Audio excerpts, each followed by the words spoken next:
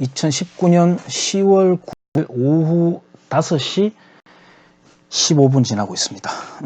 집 이야기 하겠습니다. 동아일보 기사입니다. 먼저 10월 8일자 서민청 21.1년 꽃방 모아야 내 집 마련한다. 문정부 들어서 4.7년 늘었다. 이런 기사가 있는데요. 문재인 정권 들어가지고 집값이 오르는 거는 노무현 2탄이기 때문에 당연합니다. 이 사람들이 시행하는 부동산 정책은 원래 강남 좌파들의 집값 올려주는데 혁혁한 공을 세우는 등신짓을 하거든요. 근데 동아일보의 기사도 제가 예전에 유튜브에도 한번 찍었는데 이 동아일보의 계산 방법도 참 웃긴 게요. 동아일보는 현실을 반영하는 듯 하면서도 선동을 해요. 예전에 기사가 있었는데 이때도 마찬가지입니다. 제가 나중에 한번 링크를 한번 걸어놔 보겠습니다만은 이때 이 사람들이 말하는 내 집 마련의 집값 가격이 그때 제가 기억이 안 나는데 수억 원이었습니다. 수억 원. 그걸 들으면 참 웃기죠. 물론 그러면 너희들 다 지방 가서 살아라. 경주 가서 살아라. 경주에 누가 옵니까?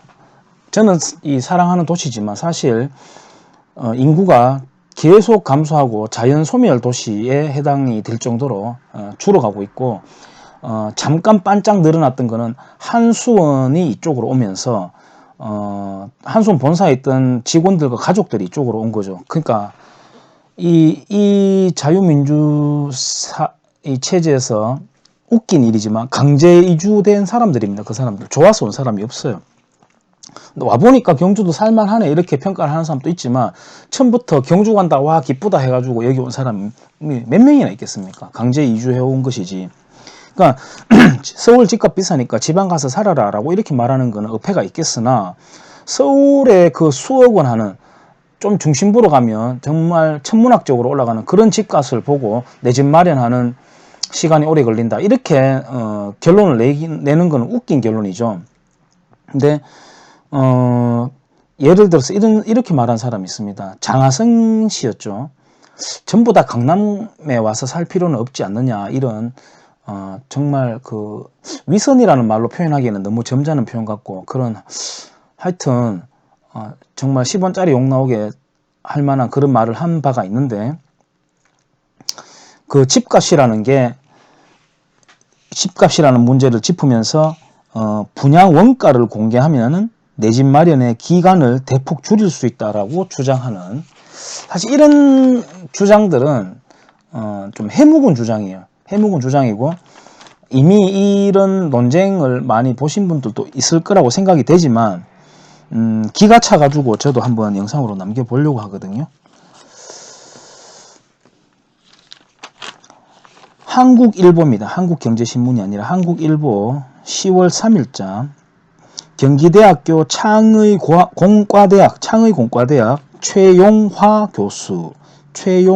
교수라고 합니다. 제목 위에다가는 특별기고라고 해놨네요. 이게 뭐가 특별한지 모르겠는데 특별기고라고 해놨습니다.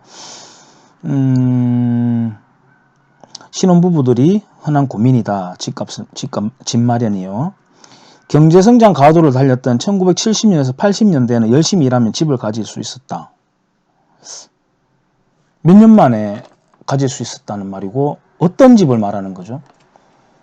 몇 년 동안 만에 그리고 어떤 집을 가졌다는 말이죠? 그러면서 아이를 낳아 키워도 큰 무리가 없었다. 거짓말입니다. 거짓말입니다. 그때 단칸방 새 살면서 다 애 낳고 살고 했습니다. 단칸방에서. 저야 뭐 시골에서 살았기 때문에 도시에 나가 있는 작은아버지들 집에 가보고 제가 알았는데 방에 딱 들어가면은 현관문 열고 딱 현관이 아니죠. 뭐 이렇게 주인집이라고 하죠. 주인집에 이제 주택에 대문 열고 들어가면은 이제 오른쪽에 내부에도 화장실이 있겠지만 외부에 화장실이 예전에는 있었잖아요. 그 바람이 이렇게 팽팽팽 돌아가는 그런 화장실. 그 화장실과 그 주인집 건물 사이로 이렇게 좁게 들어가요. 들어가면은 이렇게 뒤로 들어가는 방문이 있어요. 현관이라고 하는 게 아니라 그냥 하나의 쪽문인데 그걸 딱 열면 신발을 벗고 그 옆에 싱크대가 있는 거예요. 그리고 이쪽은 드르륵 이렇게 문을 여는 거죠. 열고 이제 한 무릎 정도 높이를 걸터 앉으면서 방에 들어가요. 들어가면 그 방이 끝입니다. 들어가면 그게 끝이에요. 그러니까 그 방이 한 4분의 1 정도를 가로지르는 커튼을 하나 설치를 해가지고 그 커튼을 걷으면 뭐가 있냐면은 냉장고, 그 다음에 살, 뭐 이런 것들, 부식, 이런 것들이 이제 라면 상자 이런 게 이제 쌓여 있고, 이불 보따리, 그 다음에 행가는 이렇게 커튼으로 열고 닫고 하는 행가가 있고, 옷 끄는 행가. 그게 다예요, 살림살이가. 거기에서 우리 사촌 동생 2명을 키웠어요. 저희 작은아버지도. 물론 민주노총이라는 게 좀 유감스럽긴 하지만. 그런 상황이었습니다, 이 시대에. 근데 뭐 그때는 아이를 낳아서 키우기에 큰 무리가 없었다고요, 집을 잘 구해서. 새빨간 거짓말을 하고 있는 겁니다. 쭉 내려오다가요, 문제는 부동산 투기의 건설사들의 입찰 담합, 부실 시공 하자 발생. 이거는 단속하면 돼요. 현행법으로도 얼마든지 할 수 있습니다. 그 다음에 원가 부풀리기 등 원칙과 기본을 무시한 건설 문화가 한몫하면서, 원가 부풀리기가 가능할까요? 제가 지금 잠시만요. 자, 제가 잠시 중단시켜 놓고 선글라스를 하나 가져왔습니다. 원가 이야기 하는 중에 생각나서. 자, 바깥에 등산 또는 이렇게 달리기 하러 나갈 때 끼는 선글라스입니다. 자, 이 선글라스 굉장히 가볍습니다. 가볍고, 저도 비싼 선글라스도 써봤습니다. 껴봤습니다. 전혀 하자 없습니다. 코에 걸림도 잘 되고요. 흔들림도 없고, 눈에 압박감도 없고요. 굴절 같은 것도 전혀 없습니다. 아주 좋습니다. 이거 얼마짜리 같습니까, 이거? 이 선글라스. 이거 일본 갔을 때 샀습니다. 유니클로 거고요. 15,000원입니다. 15,000원. 요 모델은 한국에 있는 유니클로에는 없습니다. 한국에 있는 유니클로에서 산 선글라스도 제가 운전할 때 끼는 게 또 따로 있습니다. 좋아요. 15,000원입니다. 이 유니클로가 각광을 받는 이유가 뭐겠습니까? 원가를 떨어뜨리는 혁신을 했기 때문이죠. 근데 이 사람 말대로 원가 부풀리기가 있다면 소비자들이 어떻게 할까요? 외면하겠죠. 또는 그만한 가치가 있으면 부풀렸더라도 살 겁니다. 어디까지나 요 문제는, 그러니까 입찰 담합, 부실 시공, 뭐 이런 것들은, 부실 시공으로 인한 하자 발생, 이런 것들은 얼마든지 지금 현행법으로도 단속할 수 있습니다. 처벌할 수가 있고, 원가 부풀리기라는 말 자체는 이 사람이 만들어낸 선동적 용어에 불과합니다. 얼마든지 자기가 감수해서 시장 내에서 정화작용이 일어날 수 있는 요소입니다. 그걸 이 사람은 불법과 함께 엮어가지고 악으로 묘사를 하면서 선동을 하고 있습니다. 2018년도 주거실태조사에 따르면 수도권에서 첫 주택 마련하는 데 걸리는 시간은 6.9년이다. 또 한국감정원에서는 8.6년이 걸린다고 한다. 정말로 알뜰살뜰 모아도 그 2배 이상이 걸린다는 이야기다. 8.6년이 걸려서 내 집을 마련한다. 괜찮지 않나요? 괜찮지 않나요? 저는 괜찮다고 생각해요. 근데 8.6년도 안 걸려요, 지금. 지금 30대 정도에 주로 결혼을 하는데 한번 물어보세요. 대출 내고 집에서 스펀도 좀 받겠죠. 그래가지고 여기 경주 같으면 프로지요. 물론 서울하고 제가 비교하면 안 되겠지만 3억짜리, 2억짜리 턱턱 바로 들어갑니다. 신혼살림부터 바로 들어가요. 그거 안 내요. 근데 8.6년이 걸린다? 고 하더라도 긴 시간이 아닙니다. 8.6년이면은 결혼해서 애 낳고 초등학교 들어갈 때쯤에 자기 집이 생긴다는 건데, 이게 뭐 어땠어요? 이게 뭐 어땠어요? 글쎄요. 정부에서도 이를 해결하기 위해 다양한 방법을 시도하고 있는데 분양가 상한제가 대표적이다. 글쎄요. 분양가 상한제를 하면은 집값이 잡힐까요?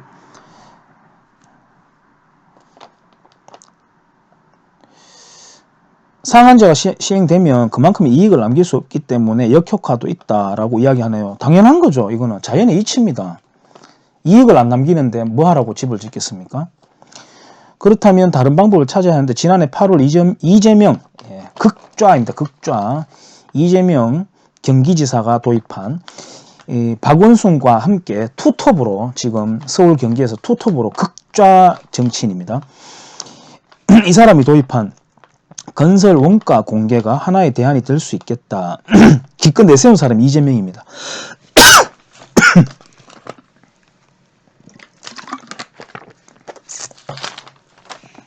건설사들이 흔히 매출 이익을 높이기 위해 사용하는 방법이 원가 부풀리기다. 설계도와 달리 건축물 기초공사 시 일반 토사를 안반으로 둔갑시키거나, 이거는 처벌하면 됩니다. 아까 말했듯이 자재 가격을 뻥튀기 하는 거, 이것도 처벌하면 됩니다. 추가 비용은 결국 분양자의 몫으로 돌아가게 된다. 이거는 논리가 안 맞죠. 왜? 처벌할 수 있는 모든 것을 소비자가 다 껴안고 산다라고 하면서 소비자가 덤튀기 쓴다라고 하면 안 되죠. 처벌할 거는 처벌하고, 아까 말했듯이 원가 부풀리기라고 하는데, 이거는 원가 부풀리기가 아니라 가치의 가격입니다.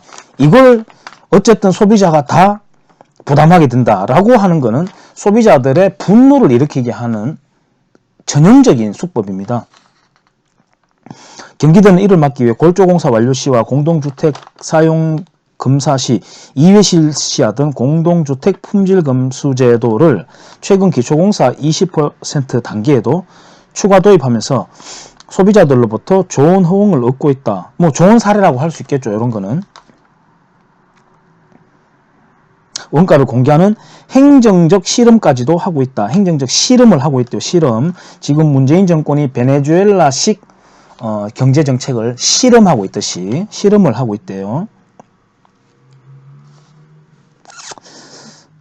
기업의 영업비밀 공개 우려, 공법 차이, 표준품셈 정비 등 관련 법규의 보완이 필요하지만 이라고 자기도 시인을 하고 있어요. 그러니까 자기의 주장이 논리 안 맞다는 걸 자기도 알고 있습니다. 경기도민의 실험이 민간건설사에까지 적용된다면 민간건설사에까지라고 하죠. 시장입니다. 시장에까지 적용된다면 서민들의 내 집 마련은 한결 수월해질 수 있을 것이다. 내 집 마련이라는 거는, 집 마련이라는 거는 경제성장과 비례하고 지금까지 계속 그렇게 정비례하면서 좋아지고 있습니다. 계속 그렇게 달려왔어요.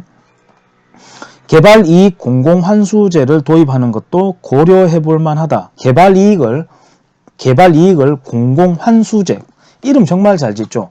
공공이라는 말을 일단 붙여요. 그 공이 누군지는 몰라요. 미정입니다. 공공환수제. 되돌려 받는 것에 대해서도 도입하는 것도 고려해 볼 만하다. 시세 차익을 얻을 경우 이를 주민들에게 환원하는 거다. 주민들 좋아하겠네요. 얼마나 좋아하겠습니까? 이 말만 들으면. 자, 그러면은 성과 공유제하고 이게 비슷한 건데요. 개념이. 만약에 그 건설사가 마이너스, 손실을 봐버리면 어떡하죠? 그 지역의 주민들의 재산을 다 객출해가지고 건설사에다가 당신들 손해봤으니까 이번에 마이너스 난 거 이걸로라도 좀 기업 경영하는데 보탬이 되라고 주민들 돈을 받아서 다시 돌려주나요, 그러면? 공공이익제도 마찬가지입니다. 이게 아마 정운찬 씨도 줄기차게 주장하는 건데, 그러면 밑에 하도급들의 손실을, 하도급들의 손실이 아니라 원청의 초과이익이 발생했을 때 하도급들에게 나눠주라고 하는 걸 징벌적으로 이렇게 만든다는 건데, 그러면 다시 반대로 보자면은 그 원청에서 손실이 났을 때는 하도급들의 돈을 받아가 다 뺏어가지고 다시 원청에다가 지급해주나요? 안 되잖아요. 그러니까 이건 뭐냐 하면 그냥 이렇게 딱 두 개로 나눈 겁니다. 위에 거대 자본, 그 다음에 밑에 어떤 소자본, 이렇게 딱 설정을 해놓고 여기에서 일어나는 이익들은 악하다. 사내 요구보금 같은 것도 갖고 있지 마라. 그냥 배 째가지고 다 흩어줘. 그리고 얘네들은 항상 약자야. 이런 프레임인 거거든요. 이게 마찬가지입니다. 근데 주민들이 되게 좋아할 것 같죠. 아직도 부동산 불로소득 지향 토건 회사를 벗어나지 못하고 있는 지금 건설 원가 공개와 개발 이익 공공환수제는 토지 공개념을 위한 좋은 대안이 될 수가 있다. 불로소득 지향이라고 합니다. 불로소득 지향. 불로소득 지향은 인간이 다 지향하는 바입니다. 인간이 다 지향하는 바예요. 지금 여기 보면은 원가 이야기를 했는데요. 예를 들어 김제동 씨가 그런 말을 했죠. 목사의 두들기는 망치, 판결할 때 쓰는 망치와 목수, 건설 현장에서 목수가 두들기는 망치의 가치가 다르면 안 된다고 했잖아요. 그러면은 김제동의 마이크, 와 나의 이 마이크를 잡고 똑같이 입을 털고 있는데, 나도 김제동이가 요즘 보면 지자체 관급이라든지 여러 군데 다니면서 돈을 막 끌어모으고 있다잖아요. 그러면 김제동이도 나에게 초과 이익을 계산을 해가지고 나 같은 요런 마이크에다가도 줘야 되지 않을까요? 라고 주장하면 김제동이가 어이없어 하겠죠. 니 같은 놈이 어디서 감히 내 마이크하고 비교하니? 라고 말할 겁니다. 즉 다시 말해서 김제동이는 이미 자본주의, 시장주의자가 된 셈이에요. 그러면서 말장난치고 있는 선동가거든요. 이 교수 마찬가지입니다. 원가 이야기를 하는데, 그러면 이 교수님, 최용화 교수님의 월급 얼마입니까? 최용화 교수님도 학생 가르치죠. 저도 학생 가르치죠. 똑같이 힘쓰고 입 털죠. 그러면은 최용화 교수님이 얼마 버는지 모르겠지만 만약에 공개를 해줄 수 있다면 그 원가는 어떻게 계산된 것인지 분당으로 계산해 주세요. 학원연합회에서 매년 분당으로 학원비 인상하는 의논을 하거든요. 교육청에서. 최영하 교수님도 그 강의료, 수수료에 대한 원가를 저에게 공개를 좀 해주세요. 물론 그거 보고 내가 비교해 본 다음에 동일 노동, 동일 임금이라는 공산주의자들 논리에 따라 가지고 저도 한번 시비 삼아 보겠습니다. 월급 공개해 주세요. 그 다음에 참여연대 그 수익 건물 갖고 있는 거 그거 다 원가 공개해야 되겠죠. 원가 좋아하니까. 토지 공개념을 위한 좋은 대안이다. 예, 토지 공개념을 위한 좋은 논리는 맞아요. 그러나 토지 공개념 그 자체가 악입니다. 추미애가 말했던 식으로 토지 공개념 그 자체가 우리는 하지 않아야 되는 겁니다. 그건 다 실패한 사회주의 정책이라는 게 드러났는데 토지 공개념을 위한 좋은 대안이 될 수 있다라고 했잖아요. 마지막에. 그러니까 이거는 필요가 없는 거죠. 국에서 버려야 되는 논리인 겁니다. 이런 주장을 명색이 교수라는 타이틀을 걸고 강단에서 학생들을 가르치고 있으니 참 이 사람의 지력의 원가, 받는 임금의 원가가 저는 궁금해질 수밖에 없습니다. 내 집 마련에 대한 헛소리를 동아일보도 합니다. 동아일보도 하고 이 교수도 했는데 이 헛소리에 대해서 한번 제 나름 방구석 논평을 해봤습니다. 감사합니다.